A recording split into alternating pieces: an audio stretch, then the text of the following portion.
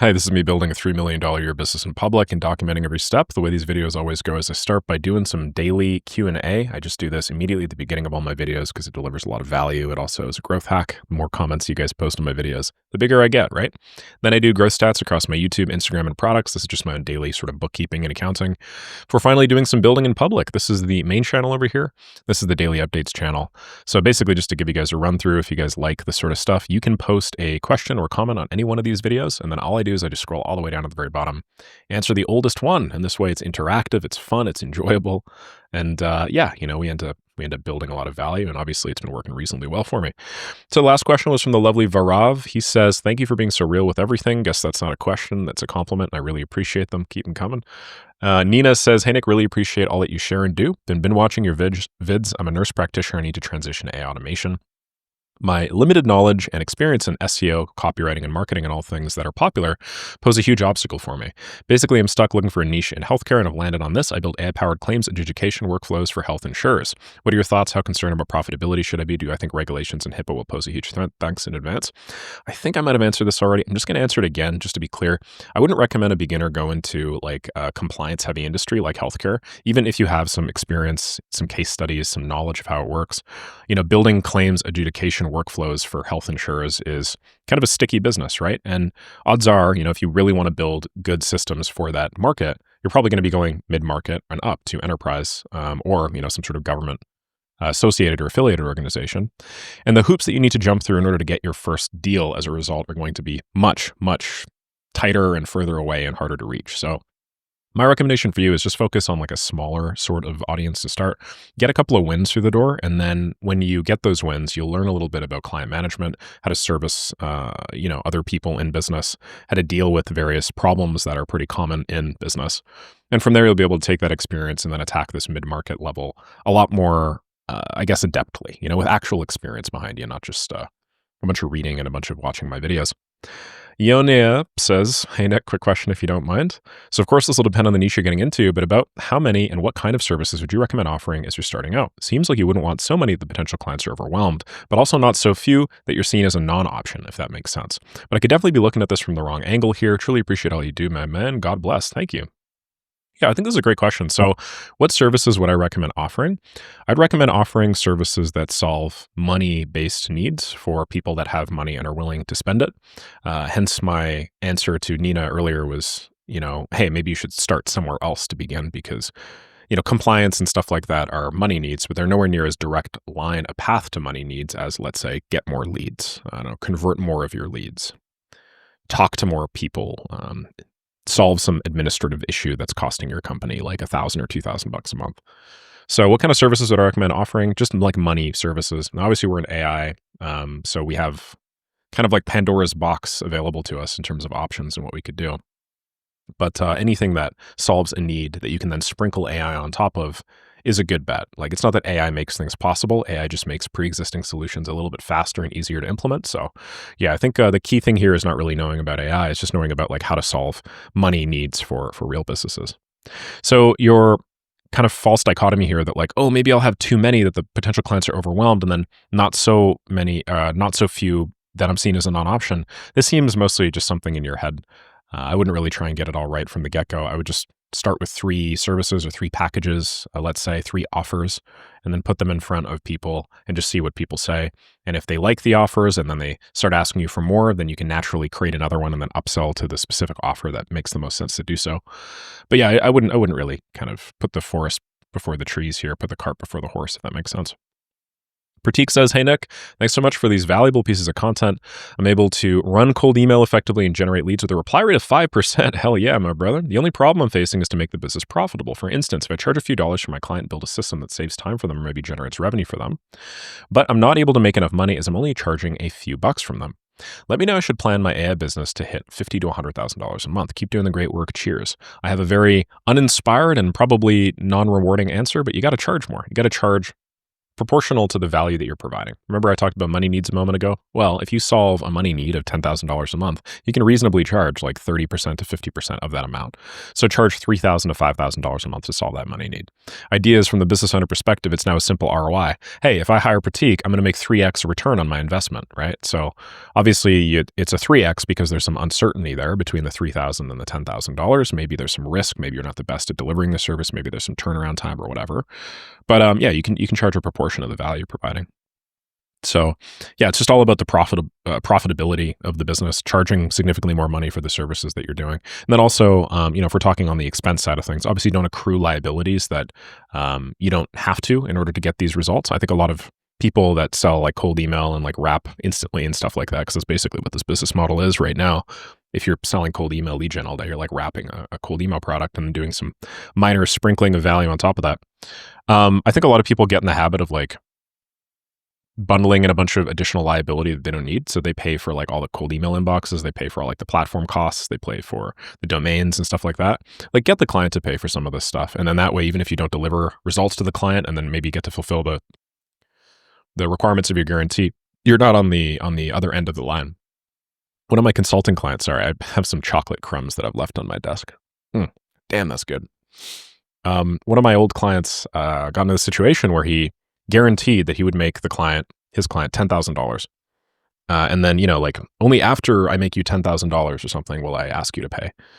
And that sounds all nice and stuff, but the guy had a really long sales cycle. It was some sort of like medical practices coaching or something like that. And as a result, he didn't actually get the $10,000 for the client till like 4 or 5 months later. Well, guess what? His ongoing email cost stack was like $600 or $700 a month. $600 a month times, I think it was 4 months, $2,400 a month. His margins on that deal are now 76%, just right off the top, right after COGS. So don't put yourself in that situation. What do you usually do with all the money you make? Do you spend it on some guilty pleasure like cars or just invest it? And then I remember I mentioned this, but I do indeed make money, my friend. It's a silly amount of money, I would say. You can verify this just by, like, if you want the #1 revenue source, head over to the Skool games. It's third party. Then they actually show the amount of money I'm making as of right now. So you can see we lost $606 in the last 7 days from my MRR. It's somewhere around 300,000 US a month. Plus, I have another community that you can feel free to take a look at. This is the majority of my revenue right now, to be clear. I make way more money talking about this stuff than I do actually doing this stuff. And this is just, part and parcel of any information product. When you get really good at doing the thing, the optimal point of leverage becomes teaching other people to do the thing, because now it's not like you're just doing it at a rate of 1x. You are teaching people to do things at a rate of 1x, which allows them to do it at a rate of 100x, and you get compensated proportionally. So what do I actually do with it? No, I don't really have a guilty pleasure like cars. Yeah, I am investing it for sure. I have a bunch of friends whose goals are like to have like 10 or 20 or 30, or one of my friends 50 million in the S&P 500. So I have goals like that, obviously. But I want to be honest, like that's never really been the primary motivator for me. Just doesn't really seem like it'll materially impact my quality of life much further after this point. When I was really broke, and I was like living in garages and stuff, I had a real tough go of it. And me making an extra $10,000 a year would have made a massive difference in my quality of life. But after a certain point, you making an extra $5 million in a year, it doesn't really impact your quality of life, unless you have like insane comfort needs, I would say. But I think I'm thankful insofar that my family immigrated from Eastern Europe right around the time of the fall of communism. And so they had a very rough go their first few years. And so as a result, they lived pretty austerely, they lived pretty frugally. And the values that they impressed upon me were that you could achieve and have a fantastic and very fulfilling life without a ton of money. So consider my life fun and enjoyable and very fulfilling without necessarily having a lot of money. Although obviously now I think I am making what most people would consider to be a lot of money. So yeah, we'll leave it there. But thank you guys for obviously chiming in here. Sarcasm says, hey Nick, I'm trying to see how I can automate the values of customs values in my CRM, go high level, instead of having to fill them in manually. This would speed up onboarding a ton. Ideally, I want the value of the custom value to be filled through a form submission where the answer is mapped to the specific custom value in a sub-account. For example, custom value of business name is autofilled as the name of the company as the owner fills out the form. Not sure if it's possible. Maybe those through some sort of make or N8N scenario, but in case you know how, I'd love to hear it. Yeah, this is 100% possible. Custom fields are just another thing that you can fill out and go high level. I've done this multiple times, so just type in go high level custom fields and go API. There should be 2 endpoints. The first is it'll allow you to get custom fields. Then you can create custom fields, get custom fields, update custom fields. Actually, this isn't actually the thing that you want. But custom fields are creatable via API. And then when you fill them in, let's say you create, what are they called? Opportunities here. I think GHL calls them opportunities. You can create an opportunity, and then you'll have your custom field value over here that you can then add through the API endpoint. So that would be, I guess, opportunity create, which you'd need to use the integrations API for. But yeah, and then they also have the ability to like do things programmatically using custom fields. So I've done this multiple times. You don't need to worry too much about this. This is just like an API integration issue on your end. If you learn how to do the API, you'll be good. Thank you very much. Tech to Josh says, happy Guru Purnima, Nick. Just wanted to say massive thank you for creating some of the best automation content out there. Your teaching style and generosity and sharing knowledge makes a difference. For anyone wondering, Guru Purnima is a day to honor and appreciate teachers and mentors who guide us. The word guru comes from Sanskrit, where gu means darkness and ru means remover. That's really cool. I didn't know that. So guru is someone who removes darkness. Thank you very much, man. I really appreciate this. Happy Guru Purnima to you as well. Daryl says, hey, Nick, thank you for the daily updates. Been listening to them daily on my morning commute. Hopefully you're listening to this on your daily commute right now, man. I know you're against chatbots, but I need to know your honest opinion on automatic lead nurturing systems. Basically, we're using GHL as a CRM. Chatbots will handle Q&A qualification and nurturing on multiple channels. When leads are qualified / show buying intent, client staff will be notified to take over. There will also be follow-up sequences to follow up with prospects who ghost. I might be wrong, might be an idiot. That's why I'd really appreciate to know your honest thoughts and criticism. So I imagine you're asking for my honest thoughts on the system that you're putting together. Listen, it's not that, by nature, anything that uses AI during the sales process is bad, to be clear. If the solution that you guys have cobbled together is better than an equivalent human solution, then you guys should use this. But typically, the way that I see things is what you are saving is way less money than what it costs to implement something like this. For instance, if you are closing a $10,000 average deal size and you using AI reduces your conversion rate by even 1%, then you lose $100 every time you get an opportunity by using AI. Is AI saving you $100 per opportunity? If the answer to that question is no, then you should use people. There's some additional considerations to make, like the fact that AI runs 24/7. People typically don't. That AI you can onboard instantly, and there's very little legal, judicial headache BS if you get somebody on and don't pay them what they were expecting or whatever. But yeah, for the most part, that's basically it. You need to make sure that AI is that the money that you are saving by transitioning over to AI is not costing you more money in opportunity. Okay? Lava Proof says, hey, Nick, after I joined Maker School, what would be the rough monthly budget that I should have considering all the tools and Upwork Connects can add up quite a bit? Sorry, I didn't mean to down thumb you. If you give a specific number or range, thanks a lot. It does vary because some people are, very few people, to be clear, actually do my daily recommended outreach, which sucks because, man, not being able to send 10 Loom videos or something like that is crazy to me. And I don't mean that in a bad way to people that are unable to do that, but I never even considered this to be hard. When I was on the come up, it just never even entered my mind that was the anchor of what people would consider difficult. So I just blew past it 5 to 10x on a daily basis without even really considering it. It reminds me of, and I don't mean to pump myself up more, but coal miners and stuff back in the 1800s, back when you were going to your coal mine, it's not like everybody was like, man, mining coal is so hard. You were just like, well, this is just my job. This is what I do. So that's your anchor and that's your bar for difficulty, right? To be clear, not everybody does the 10 Upwork apps a day, which I recommend as part of the month 1. We typically ramp down in month 2 and month 3, going from 10 to 5 to I think 3 per day, 2 per day. So because of that, the Upwork connection math, this is the most variable thing. Just because some people reach out to 10, some people reach out to more. Some people do 15 or 20. Those guys are the goats. They're going to spend more. And then other people, they reach out to 2 or 3. They're going to spend a lot less. So that's the main variable, I would say. Upwork apps on average cost about $3 or so, $3.50 after boosting is taken into consideration. And after you also take into consideration the average view rate of proposals, because if you don't get viewed or you don't get clicked on, then your boost actually gets back to you. So, if you're doing, let's just say, I don't know, let's say the average is 4 per day. 4 per day times 3 is $12 a day. $12, you want to do this consistently for, 20 out of the 30 days of the month, you're going to be doing $240. Okay?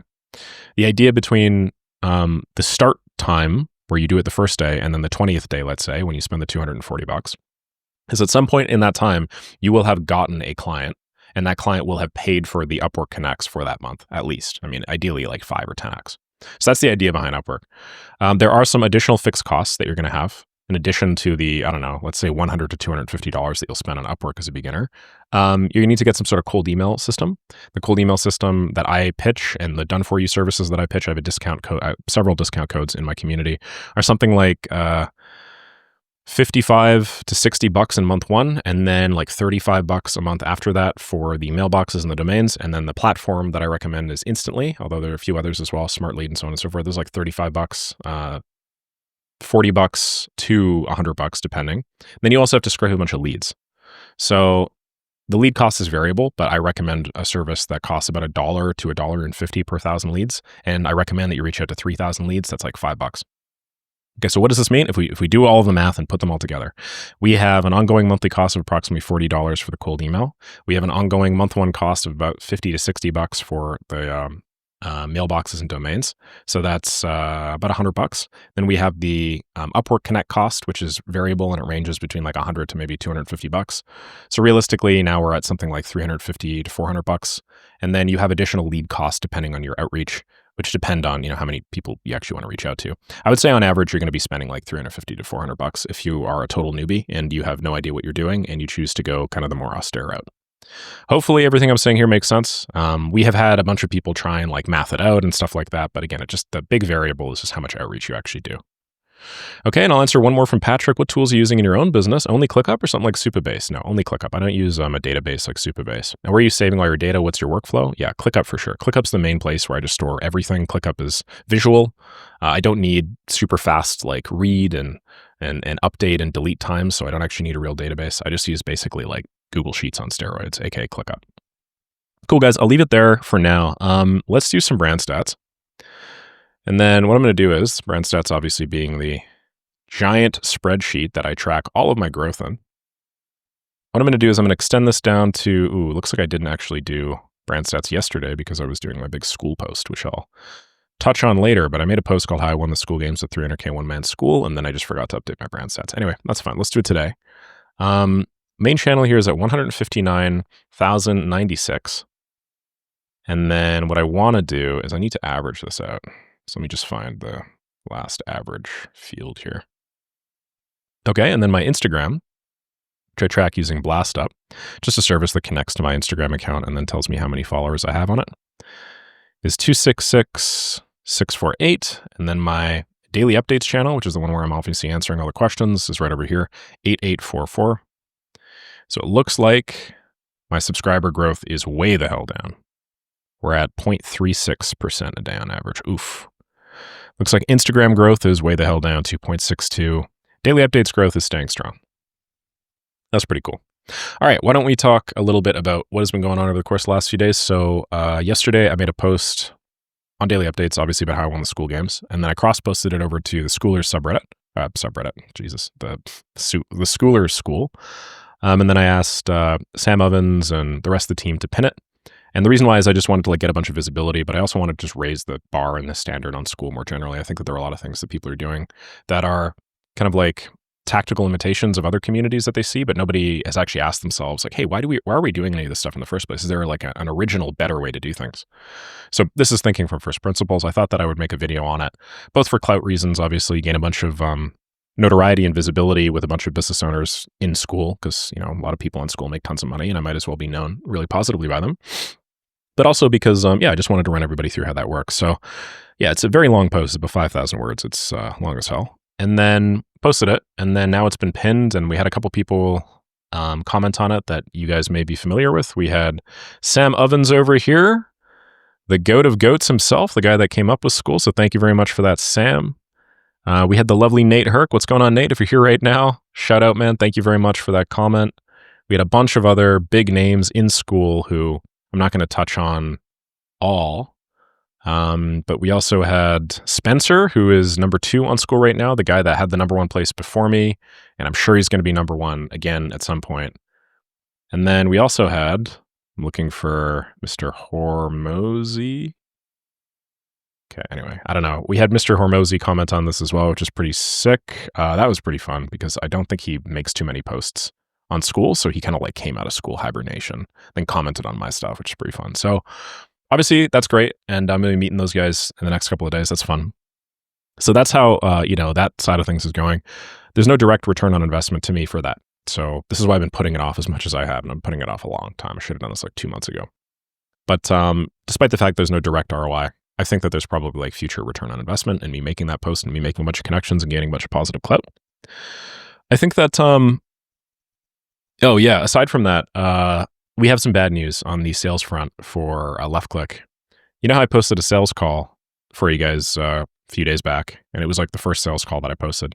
Well, the person that I did the sales call with reached out to me and he asked me to take it down, and I understand why he did. But basically, to make a long story short, the guy that's currently doing his sales outreach follows me, and so he saw me and like sent the thing over to him, thinking that like, is that him? So yeah, here's the thing, guys. I don't think I can continue doing these. If you think about it logically, the very first time I did this, I'm already running into some liability issues. I don't really think I can do this.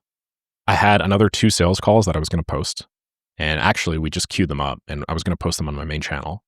And some of them went well, some of them did not go very well, but all of them just showed the same consultative sales approach that I recommend. But yeah, I don't know. I mean, like if I'm getting this problem with the first one, I don't think I can continue doing this realistically. I think even if I obfuscate like the thing is, you need to have some grain of truth in the sales call in order for it to deliver the value that I wanted to deliver for my brand, which is obviously the perceived authenticity, right? So I could theoretically just like completely censor everything and then have like some distorted voice and no camera or video or whatever. But even that runs a risk, and then I don't get the authenticity benefit. So ideally what I do is I actually have the full sales call just posted live, and it'd be like a podcast style thing.